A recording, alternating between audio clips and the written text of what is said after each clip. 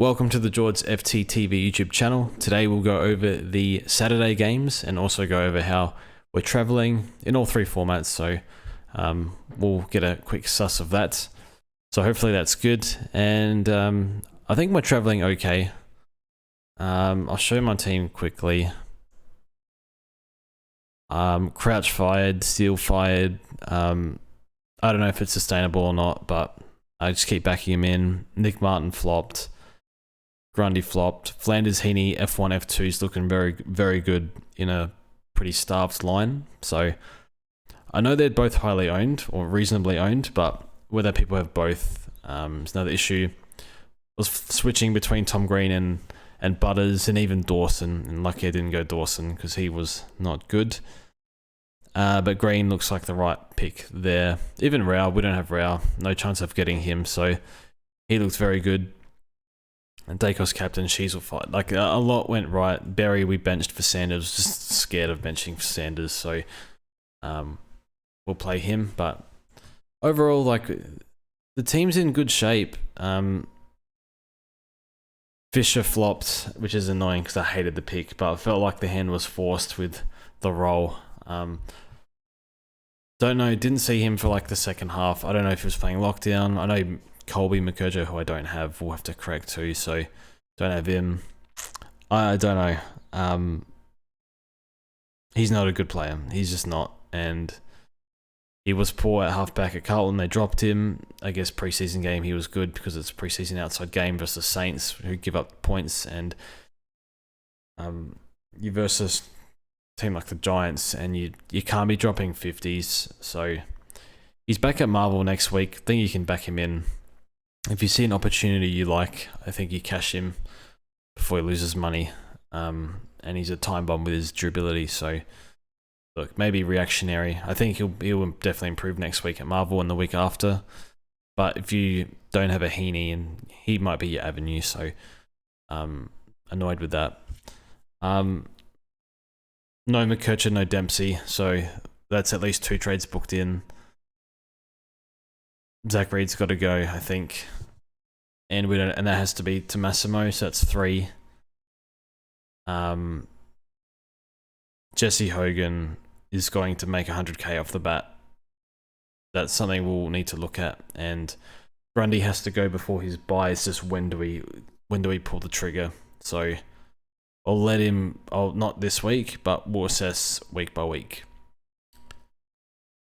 Jai Clark disappointing. But yeah.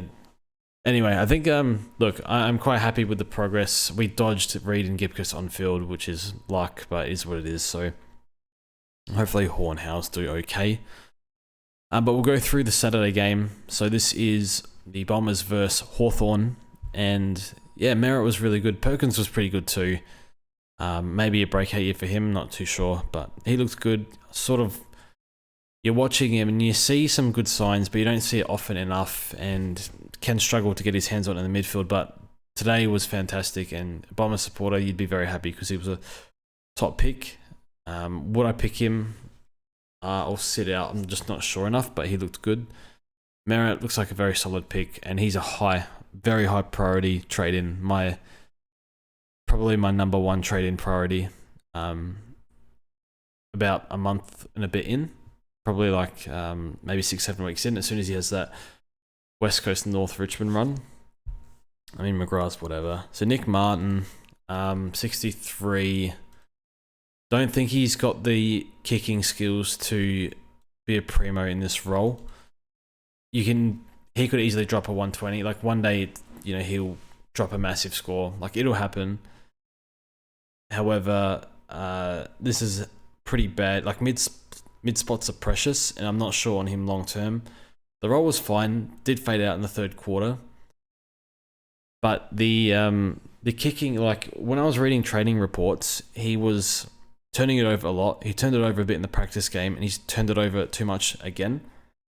So I don't think he has the kicking skills to, he can make some really good kicks, but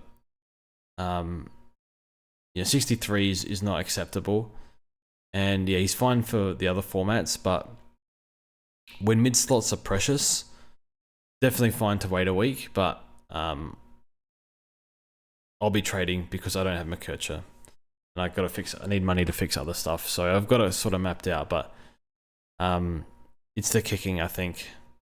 And they've got other users back there too, especially when Ridley comes back. So he's not going to get all the kick-ins. I'm out on Nick Martin. I'll be trading. Reactionary, yep, but it's too many good opportunities out there. That's pretty much it for Essendon. And then Hawthorne. Dylan Moore was okay, coming back, kick 3 from definitely more forward, coming back from glandular fever. And D'Ambrosio, 122. Then you just got to get him in. The role is, it's wing, but he sort of plays everywhere. Sort of helps out at halfback a lot. So he is coming into my side, and there's all these cheap defenders. If I had to pick one, it would be Toby Pink. I think he'll keep playing. But I think you might as well go D'Ambrosio with this 122 in his system. So I'll be getting him in, and look, there might be some down games with him. The role's not perfect, but he can show the ability to find the ball pretty easily. So he's in. Connor McDonald, poor ratio, it's whatever. Warple was actually really good today. Liked his game. Impey was good. Amon, I've got Amon in fantasy, and he's being nuked. I'm getting the hell out of that pick. Wasn't happy at all with this. Just not looking for the ball enough. Impey was used a fair bit. Weddle was used a fair bit, and they didn't even use Sicily. So D'Ambrosio was wing, but I feel like he helped back in defense a bit. I'm trading Amon in fantasy. I'm not happy. Yeah, just wanted to see more want for the ball. So I'm out. Excuse me. Cam McKenzie might have baited a few. Get out of that pick. A few CBAs, but yeah, just get out, I think. Nick Watson didn't really do much, but first game, whatever. Sicily, this is hard to believe what has happened here. If you have Sicily, just trade and let it settle and see how he goes. And if he can put some games together, we can look at him. Man, he started the game, he lost his shit immediately. Gave away a goal or two, maybe 3 in the first quarter. Not quite sure. Do they just see him as like just intercept and let the others rebound? I don't know. So yeah, I don't know. This is unbelievable for him. I'm pretty shocked, to be honest. GWS versus North. So yeah, Tom Green went nuts. 152, kicked a goal. Oh, he has a bye, so I don't think you can jump on. I think there's a lot of other good mids in there that you can back. So yeah, he's probably gone unless you might pay 660 for him. I don't think you can pay that after his buy. It's a bit of a tricky one because if you didn't pick him, you didn't pick him because of the 2 buys, and I almost didn't pick him because of those 2 buys. So a little bit lucky for me. I think you just pass. Now Jesse Hogan, 165. I'll be bringing him in most likely for Fisher. I think West Coast next week, yeah, he has a buy, but his price is going to explode. He's going to make 100k instantly. And yeah, he looks good. And he could probably do 90 plus this year. I'm not 100% sure I'm getting him in, but I think I am. Cogs and Kelly were solid. Whitfield was good. He looks a primo this year. 95 plus from him, I think, will happen. Himmelberg disappointing. Get out of that pick. He's frustrating to watch. So that where 63, you'd be happy with that. I think his job security is good with Isaac coming out for a few weeks. So I think you'd be happy with that. Like, don't jump on him, but if you have him, I think it's fine. Cadman was good. 64. No. What, I'm looking at the wrong thing. 46, not great then, I guess. Yeah, I've been looking at the wrong thing. What is this? Yeah, Cadman 72, that's good. Few marks. and he'll make money. So I was planning to maybe get rid of him for Dempsey. Just have a look at Dempsey and Manor and all these players, but I think I just hold now. Just Jai Clark's probably an issue. And now looking at North, yeah, Cherry, especially for fantasy, 121 and 107 in SuperCoach. That's a bad miss in fantasy. That's a huge one-up for those people that did that. 9 tackles, beat Briggs. He's really strong, so the new rules do help him. So he's a good, looks like he's a good pick. He looks better than Grundy, put it that way. So I don't think I'll jump on, but it looks good. Sheasel looks a must-have, 130, just is running the show at the moment. So yeah, looks every bit top 3 defender. LDU 121, you'd be happy with that. I wasn't prepared to take the injury risk, so I'm good. I'll sit that one out, but it's fine. Kircher, everyone except for me has him. That was very hard to watch because it was all junk possessions. Like, he got the ball and his kicking was good, but a lot of it was like behind the play, kick to kick, handball to handball. It was crap, but I must have for fantasy, so we'll figure something out there. Yeah, Fisher, disgraceful performance. I think he can bounce back at Marvel, so he's fine to hold. But I'll think about it. Not happy with that performance though. Lazaro, disappointing. Just doesn't, like, the skills are not good. The role wasn't super great. A few CBAs, but like half forward. Fine to hold, but if you need like a Dempsey, I think you go to Dempsey and go to Diddy's Achilles, which is bad. I think Pink will be fine. I wouldn't be surprised if Pink ends up better than Caulfield, but depends if they free Caulfield up or not. So, yep, fine to fade Toby Pink. Geelong versus the Saints.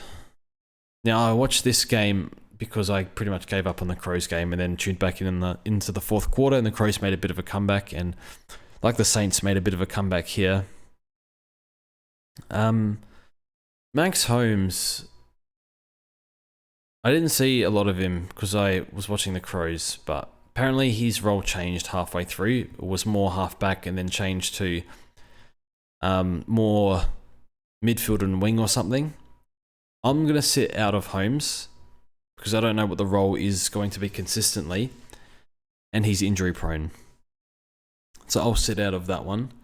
Ollie Dempsey, 93, I must have, I think. Got to get him in somehow. So I think I'll worry about that next week, because on the week that Flanders and Cadman have their buys, he plays, I think it's North. No, it might be, no, that's not right. It might be Hawthorne at the MCG. So good. Dempsey looks good because he can take marks on the wing and work up and down the ground. So no, I like Dempsey. I should have picked him, but I don't have him. I couldn't afford. So that will require a correction. Stuart 105, you take that. Non-owner, you're happy. If you're an owner, you want a bit more, but you're not too unhappy. That's pretty much it. Jai Clark and Sean Manor. So Manor, that's pretty good for low time on ground. So if he starts getting full games, he could be one to jump on potentially. Like for a Cadman, if you'd like.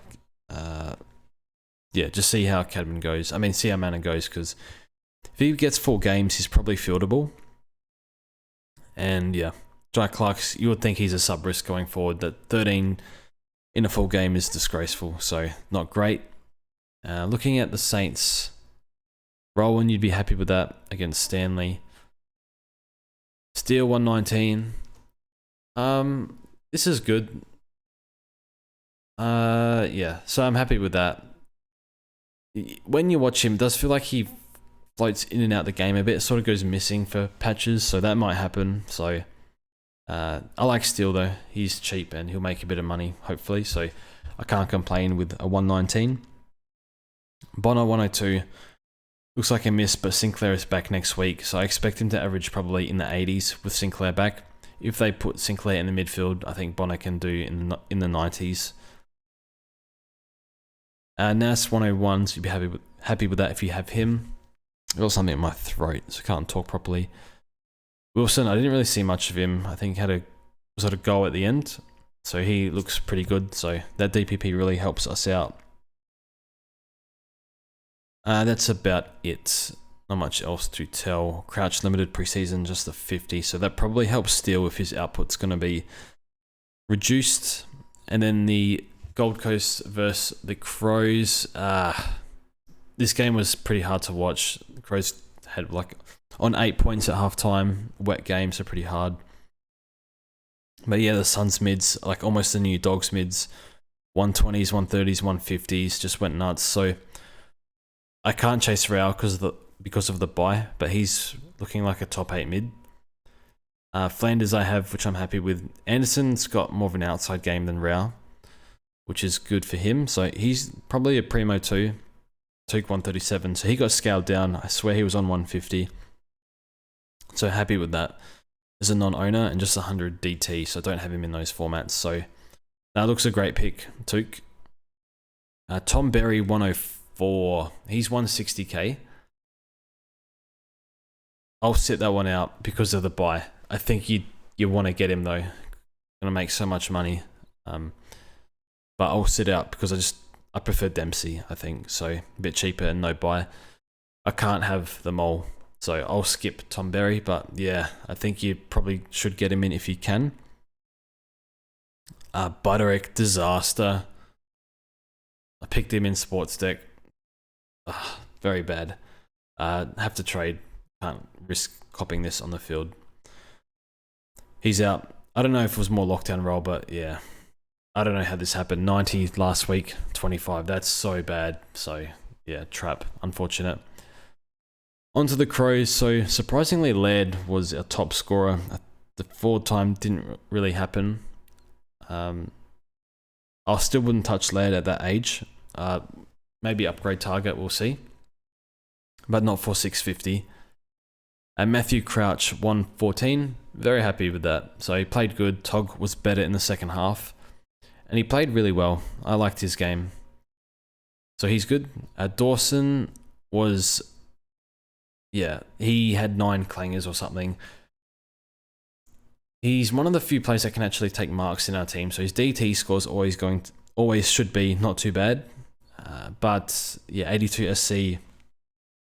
I think you can give him another chance with the role. With the fixture's not bad coming up. A few more Adelaide Oval games. So I think he'll be fine. But that's not what you want from Dawson. 26 touches is a good sign. We saw his disposals drop with Crouch last year.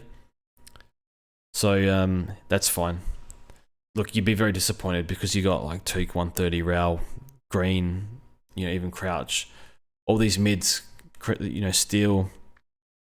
I'm sure I'm missing some others too. So you'd be pretty annoyed with that. I think you can back him in though. And if his break-even's too high, I think you cash him in for value the week after. Rankin was solid, 97, bit of mid-time. I just think we need him forward, to be honest, but he's good in the midfield too, so he'll probably do 90 plus this year with a bit more mid-time. Rochelle was okay. First half was rough for him, second half was much better. Hinge, yeah, if you have him. 102. Yeah, that's fine. I don't love him as an option though. Sam Berry, my boy, 80 is fine. I was kind of expecting 75 to 80 from him, and in a wet game, probably wanted a bit more. So I benched him, and look, I'm happy with 80. He'll make money, he'll hold his spot, he played okay. So not like don't trade him in, but if you started him, he'll make money and you won't be too upset. That's about it for the Crows. Burgess, like a wet weather game. If you have him, just keep holding, I think. Unless you've got nothing else going on. I think he'll have some good games and he has to play because we have no forwards. Gollant will come out for Tex, I think. But yeah, can't field him.